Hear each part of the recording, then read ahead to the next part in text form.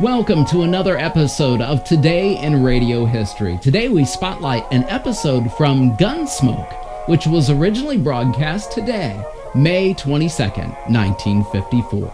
Make sure to like and subscribe to us below and click the bell to receive notifications on each weekday video upload. If you would like to purchase any Gunsmoke memorabilia or a preloaded MP3 player with all of the Gunsmoke episodes, or perhaps other radio shows that originally aired on your birth date, an anniversary, or any customized date, all you have to do is click the link below in the description or visit us online at RadioLongAgo.com. Gunsmoke was a Western drama series created by director Norman Macdonald and writer John Meston. The stories take place during the settlement of the American West, and the central character is lawman Marshal Matt Dillon, played by William Conrad. Macdonald and Meston wanted to create a radio western for adults, in contrast to the prevailing juvenile fare such as The Lone Ranger or The Cisco Kid. Gunsmoke was set in Dodge City, Kansas, during the thriving cattle days of the 1870s, and the show drew critical acclaim for unprecedented realism. Today's episode, Monopoly, originally aired on this date, May 22nd, 1954. Today in Radio History presents Gunsmoke.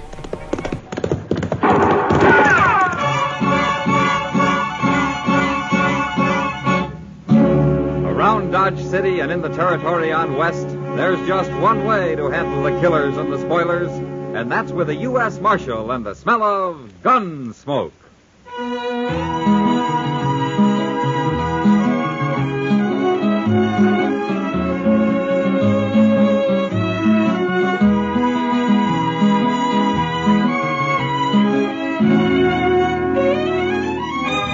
Gunsmoke, starring William Conrad. The transcribed story of the violence that moved west with young America. The story of a man who moved with it. Matt Dillon, United States Marshal.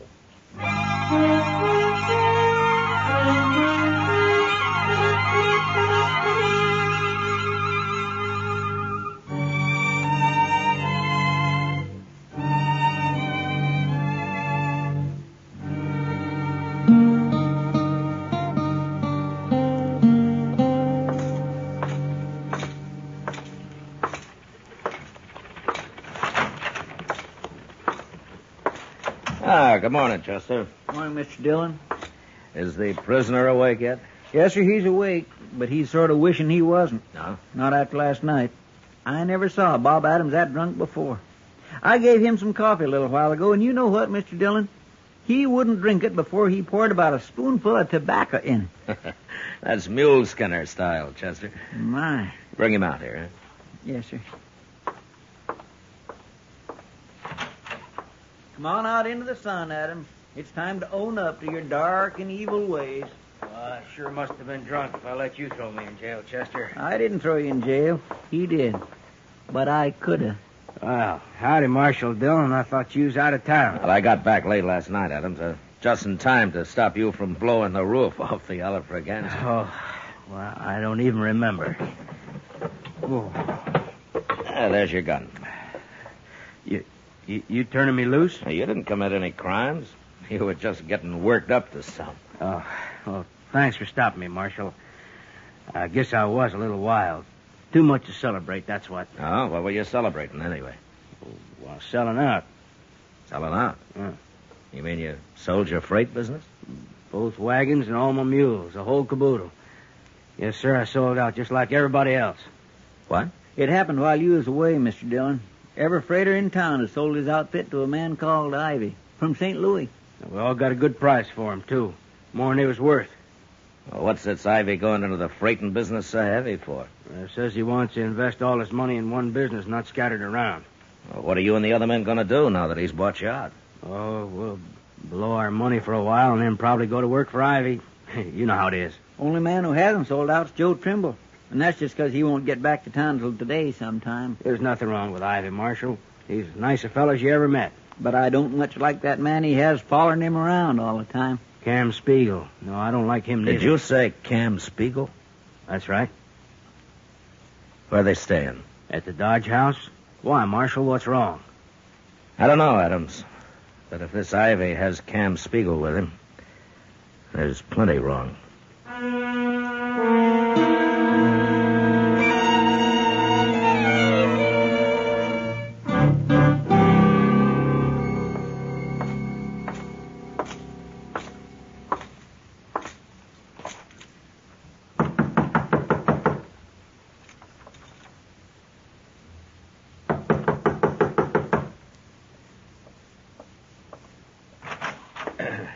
Your name, Ivy?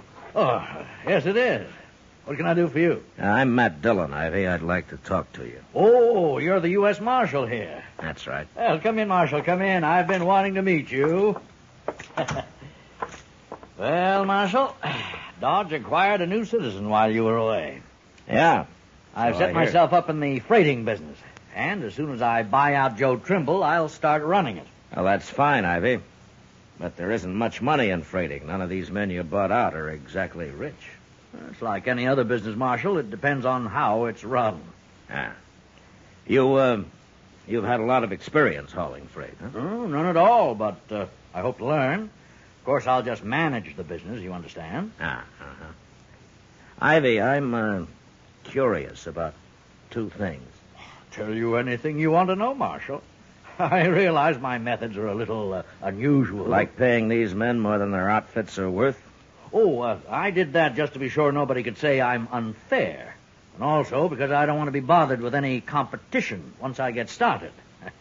What was the other question, Marshal? Cam Spiegel.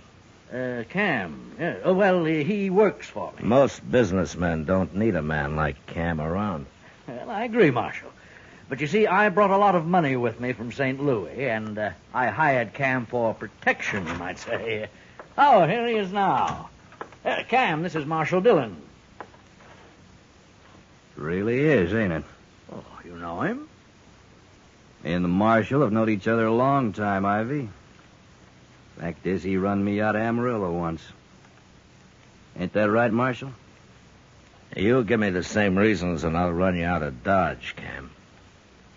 Maybe I don't run so easy as I did then. Oh, come now, gentlemen. I'm sure there won't be any trouble. Marshal, Cam's hired as my bodyguard. And if he goes beyond that, I'll fire him. Might be too late by then, Ivy. But he can stay around. Both of you can.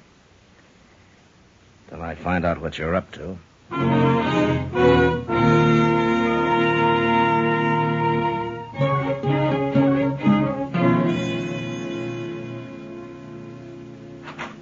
Mr. Dillon, Yeah, what is it, Chester? Joe Trimble just pulled into town. He's with his wagons outside here. He'd like to talk to you. Oh, okay.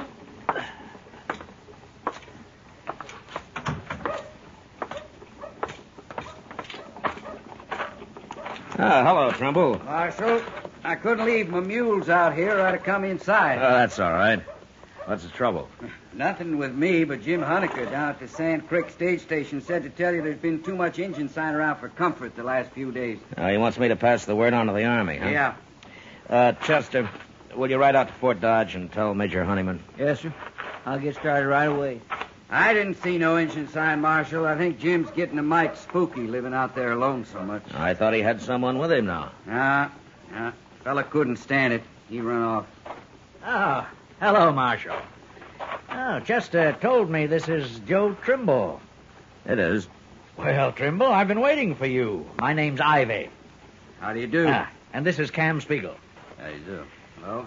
Trimble, I understand you own 3 freight wagons and a dozen mules. That's right. Well, I've bought out every other freighter in Dodge, and I'm prepared to give you $1,000 in cash for your outfit. Is that true? Ask the marshal here. Yeah, they've all sold, Trimble. He's offered them too much money to resist, I guess. Well, I ain't selling. I've been freighting over that trail for 10 years, and I ain't quitting now. All right, I'll give you $1,500, Trimble. I don't understand you, Ivy. If you bought out everybody else, what do you need my outfit for? Ain't you got enough now? Yeah, it's my way of doing business, Trimble. You accept the offer? Ivy, I got a little house at the edge of town. My wife's waiting for me there right now. Ain't much, but I built it out of the money I made hauling goods up and down the trail. Maybe someday I'll build me a better one. If I sell out to you, I won't have nothing after a year or so, and I ain't going to do it. Well, perhaps this has been too sudden for you, Trimble. Why don't you think it over first and then let me know? I'm letting you know right now. You're kind of stubborn, ain't you, Mule Skinner? That's right, I am. That's enough, Cam. Well, you're the only competition I'll have, Trimble, but I'm sure we'll get along fine. There's plenty of business, Ivy. Of course. But anyway, if you change your mind, you just let me know. Sure. Good day, gentlemen. Come along, Cam. If Ivy ain't handy when you change your mind, Trimble, you can always let me know. Now, what's he mean by that, Marshal? I don't know, Trimble, but we'll find out soon enough.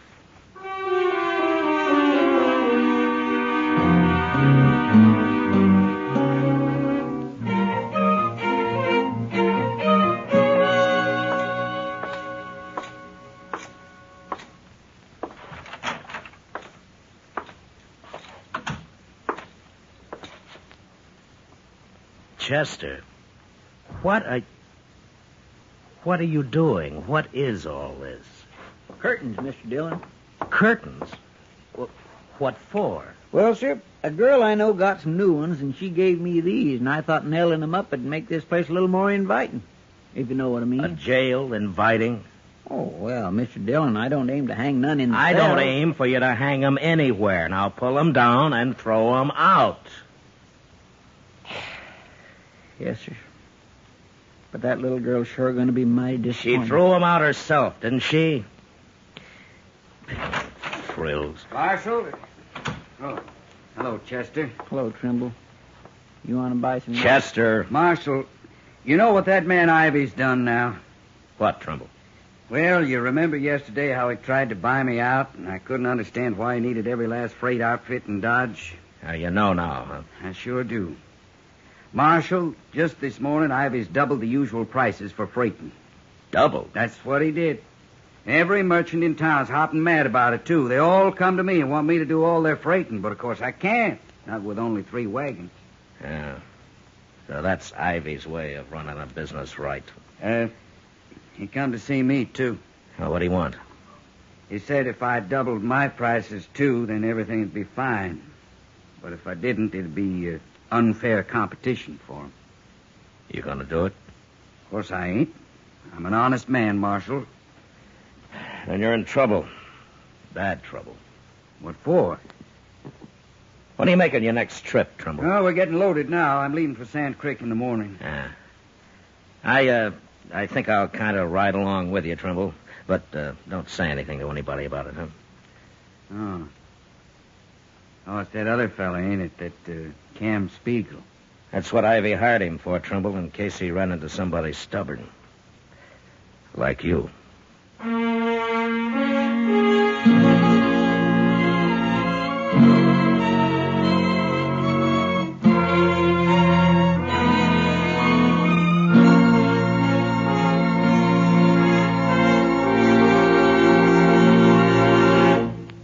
We will return for the second act of Gunsmoke in just a moment. But first, tomorrow night, CBS Radio's Gene Autry saves a father from a lifetime of regret when the parent launches a campaign to make his son prove himself a he-man. Riding an outlaw bronco is part of the curriculum that worries Gene so much. Don't miss the Western adventures and Western songs of CBS Radio's Gene Autry Show tomorrow evening on most of these stations. Now the second act of Gunsmoke.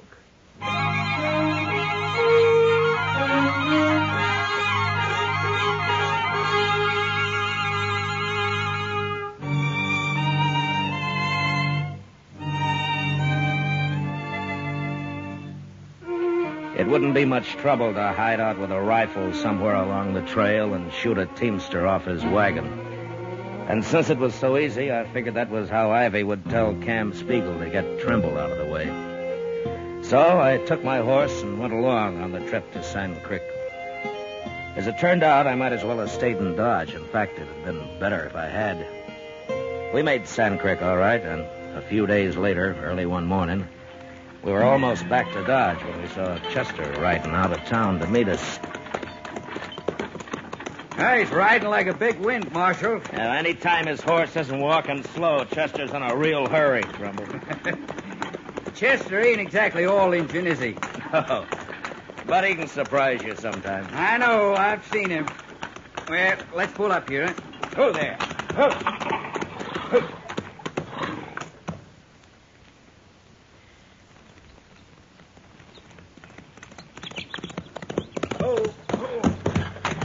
I was hoping I'd find you close by. Is there anything wrong, Chester? Yes, sir, there sure is. We had a fire in Dodge early this morning. What? Fire? Where? What burned? Trimble, I sure do hate to tell you, but it was your house.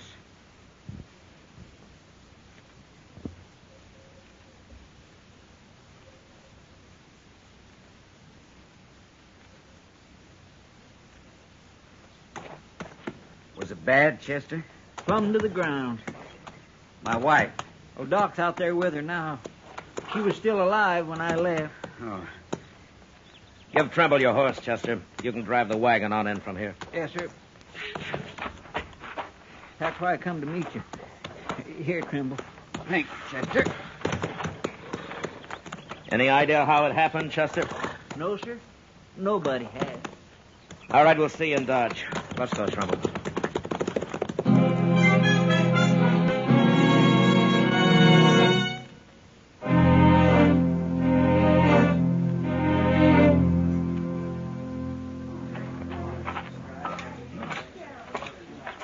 Doc? Is that her, Doc? I just now covered her up, Trimble. She's dead. I did everything I could. Sure. Sure, of course you did, Doc. I don't know how she lived as long as she did. They weren't able to get her out soon enough, Trimble, but she was so far gone when they did. Well, she didn't suffer much. You can be sure of that. She must have been awful scared, though. Now, you leave her to me now, Trimble. I'll take care of her and let you know when you can come and get her. She was asleep when it happened, or she'd have had no trouble getting out. Yeah, she was asleep, yes. And how'd the fire get started? She couldn't have spilled nothing. Well, I don't know, Trimble. Nobody does. Doc, who saw the fire first? Oh, some cowboy, Matt, they say. He rounded up a few men from out of the oasis, but there was nothing they could do. He didn't know there was anybody inside the house. Trimble, You out here, too, Ivy? I came as soon as I heard about it. In fact, I was at the Oasis when that rider reported it. The other men can tell you. Okay, what do I care? You have my deepest sympathy, Trimble. Now, if there's anything I can do... No, nothing. You can do something for me, Ivy. For you, Marshal? Yeah. Where's Cam? Why, he's right over there. Call him. Well, all right. Oh, Cam. Cam. What do you want, Ivy? Nothing, but Marshal Dillon seems to. He does, huh?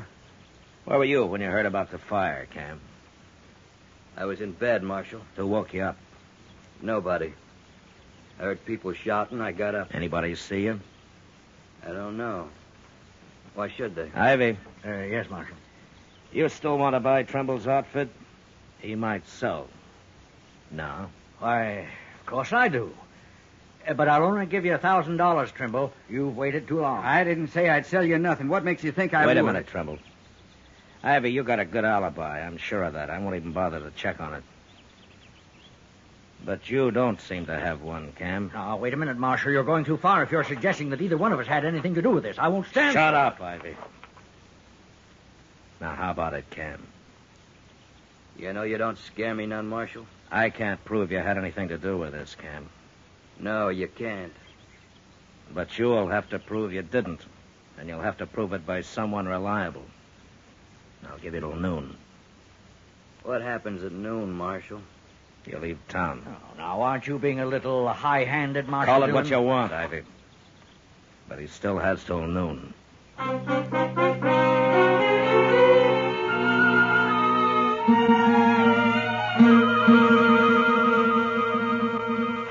Matt? Yeah, what is it, Kitty? Matt, look at this. Huh? That's $300. Uh-huh. What's this for? I want you to take it and give it to Cam Spiegel. Cam? I got it from him. Along with a hint that if I didn't take it, I'd end up in a ditch with a bullet in my head. Oh. You were supposed to be with Cam last night, is that it? That's it. And the idea is that if I alibi for him, you'd believe it. Oh, Cam's right, Kitty. I would. It's up to you how you get the money back to him, Matt. But couldn't you stuff it into a shotgun and give it to him that way? I've often said it's a good thing you're not a man, Kitty. If I were, I probably wouldn't be any better than the rest of you. Well, it's almost noon. Matt? Yeah. I'll buy you a drink after. How can you? You just threw away $300. Oh, Matt.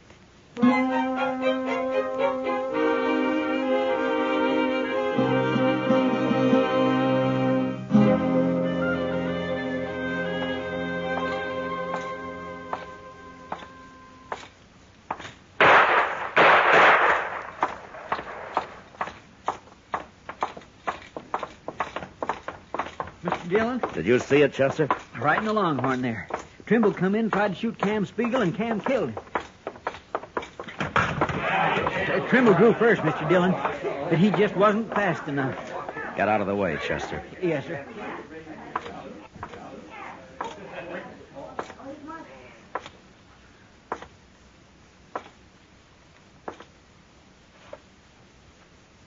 Tried to kill me, Marshal. It was self-defense. He drew first. Cam, I've changed my mind about your leaving town. What? You're going to jail instead. Jail? Everybody here's a witness to this, Marshal. I'm talking about Trimble's wife. I haven't got enough evidence to hang you, but you'll spend a long time in prison. Now turn around while I take your guns. Told you before, Marshal, I don't scare so easy as I once did. You're under arrest, Cam. No. Not yet, I ain't. All right, quiet, everybody. I said quiet, everybody. Ivy, come over here. That was mighty fast, Marshal.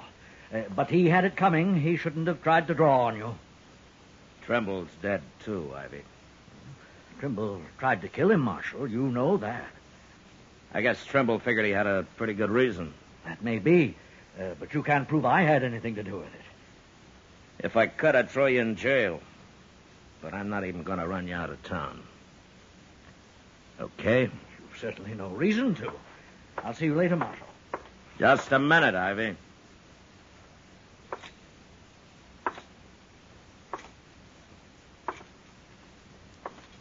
Here.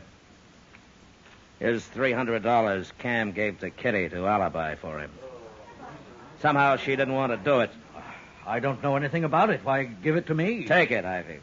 It was your money in the first place. Cam was just working for you. I won't stand for this, Marshal. You have no right. You know, the Trimbles were pretty well liked around here, Ivy.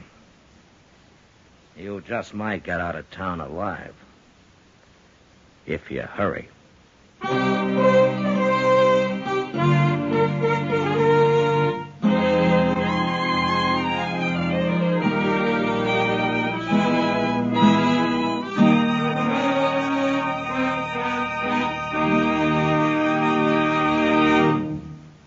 Gunsmoke, transcribed under the direction of Norman Macdonnell, stars William Conrad as Matt Dillon, U.S. Marshal. Tonight's story was specially written for Gunsmoke by John Meston, with music composed and conducted by Rex Corey. Featured in the cast were Joseph Kearns, Herb Ellis, Vic Perrin, and Jack Crucian. Parley Bear is Chester, Howard McNear is Doc, and Georgia Ellis is Kitty. Gunsmoke has been selected by the Armed Forces Radio Service to be heard by our troops overseas. Join us again next week as Matt Dillon, U.S. Marshal, fights to bring law and order out of the wild violence of the West in Gunsmoke.